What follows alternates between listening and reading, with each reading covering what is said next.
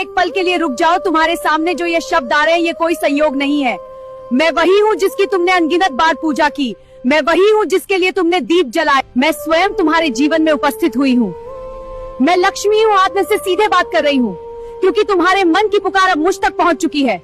तुम थक चुके हो, कर्ज का बोझ तुम्हारे कंधों पर इतना बढ़ चुका है कि तुम्हें रास्ता ही नहीं दिख रहा।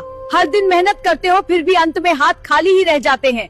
कभी परिवार की चिंता, कभी भविष्य का डर, ये सब मैं देख रही हूँ। तुम्हारी आंखों के वो आंसू जो तुम किसी को दिखाते नहीं, तुम्हारे दिल का वो डर जो तुम छुपाते रहते हो, सब कुछ मेरे सामने है। लेकिन अब ध्यान से सुनो, तुम्हारी जिंदगी में एक नया अध्याय शुरू होने वाला है।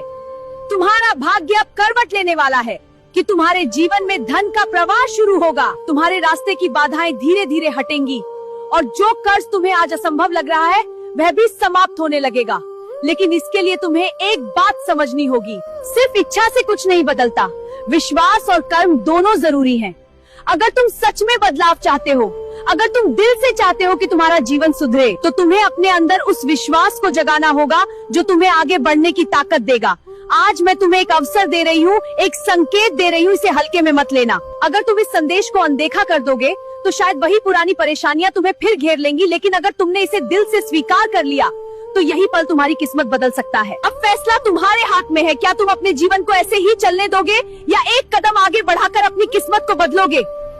अगर तुम्हारे मन में सच्ची श्रद्धा है तो इस संदेश को अपने तक सीमित मत रखो, इसे आगे बढ़ाओ और अपने दिल से एक बार जय माँ लक्ष्मी जरूर लिखो। ये सिर्फ शब्द नहीं होंगे, ये तुम्हारे विश्वास की शुरुआत होगी। याद रखना, मैं हमेशा तुम्हारे पास हूँ, बस तुम्हें मुझे महसूस करना है। जब तुम सच्चे मन से मुझे पुकारोगे, मैं तुम्हारे जीवन में समृद्धि का प्रकाश लेकर आऊंगी। अब समय आ गया है अपने डर को छोड़ने का और अपने नए भविष्य का स्वागत करने का।